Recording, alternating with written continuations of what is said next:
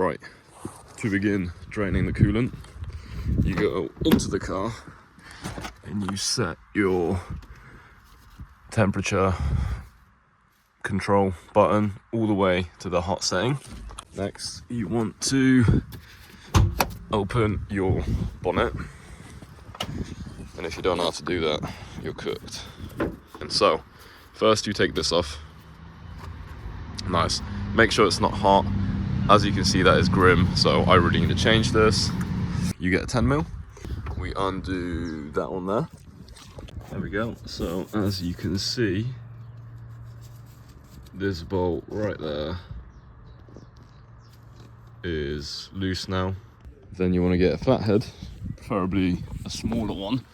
You want to go, oh my god, under the car. And then there we go. You've got that Jubilee clip right there to undo, and then you can remove this whole pipe. You won't be able to really take this clamp off without removing this undershield. Once that is off, you have easy access to get a screwdriver in there, and now you can just pull this off. Voila. Then what you want to do is you want to get a 14mm with a pretty long extension, and if I can get my hand in there, you want to undo it. There we go. So I can undo it by hand, and it will leak out with coolant. So have another tray ready. But there we go. Once you undo it, it will piss out. It will go all over there.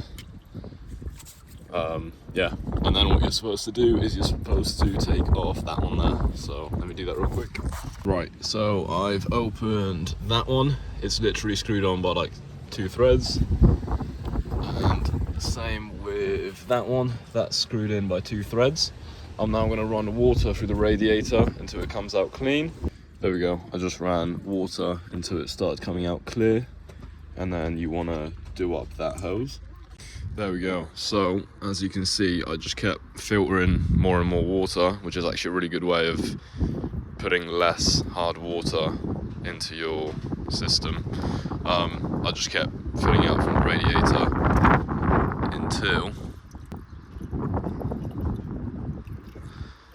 until, as you can see, it started filling out of the drain bung right there, and it is coming out quite clean.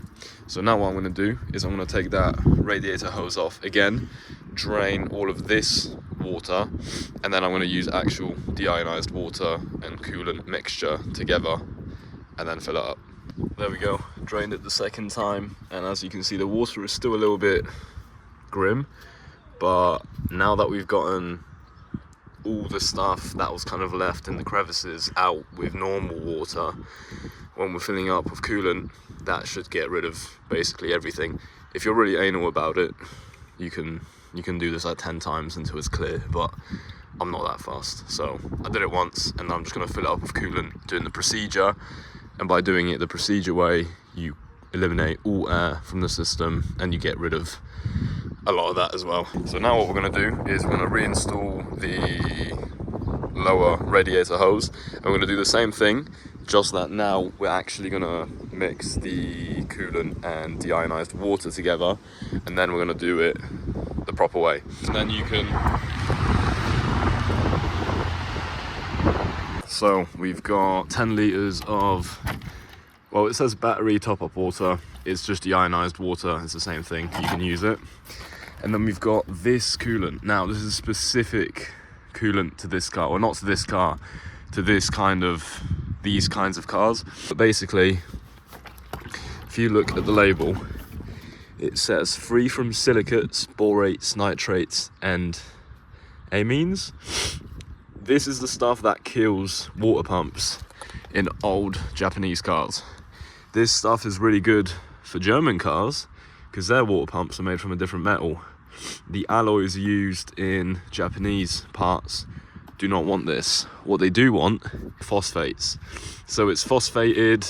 Basically, the phosphates in this protect the seals in old Japanese cooling systems. Basically, this is what you want.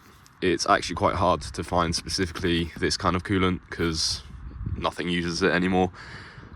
I would definitely link it. It's really good to have. It's really cheap. Well, It's not the cheapest, but it's cheap enough. So, and we're going to do a 30-70 mixture. So 30% this, 70% that, because it doesn't get that cold in England. There we go. So our coolant that we've just filled in from the radiator is now leaking out. So now you can put the hose back on. There we go. So that's all done up. So now we're going to go back to filling the radiator until it leaks out from there. Remember to remove the 2 little bleeder screws from there and there, and then start filling it up. There we go. So it is now leaking out of the drain bung, as you can see. So now you want to do that up nice and tight, and then carry on until it starts coming out of these sides. There we go. So as you can see, the coolant has started going out of that air relief valve. So you can put the screw back in there. So I tightened that screw in, and now as you can see, it's coming out that screw. As you can see, there's a little bit of air in there, which is good. It means you're getting the air out. So once you can see it has stopped bubbling, you want to put the screw back in, and you want to tighten it with your 10mm. One final tighten, nothing crazy, it's only a 10mm. And then final thing to do is fill it up. As you can see, I filled it up until the coolant was all the way at the top, and then you just want to put this back on, and you just want to fill this up until it says max line, but just fill it up. Doesn't have to be all the way to the max line. There we go. So that is all filled up. Right, so it's totally not the next day, and we're definitely continuing on. Anyway, once you've drained everything's put back together, the car is down, what you want to do now is you want to start the car, and as you can see, I've just started it. It's nice and cold. Just let it warm up to the middle point, obviously. Hopefully it stays at the middle point, the needle does. Wait about 2 minutes to confirm that the needle stays in the middle, and then what you want to do is just redline the car, let's say 3 times, and just make sure that it's not overheating, and then that should be fine. There we go. So it's been at that operating temperature for about the last 4 minutes, I'd say. I revved it all the way to 7,000 a couple of times, and it hasn't changed. By that logic, it's fine. So that is how you flush your coolant.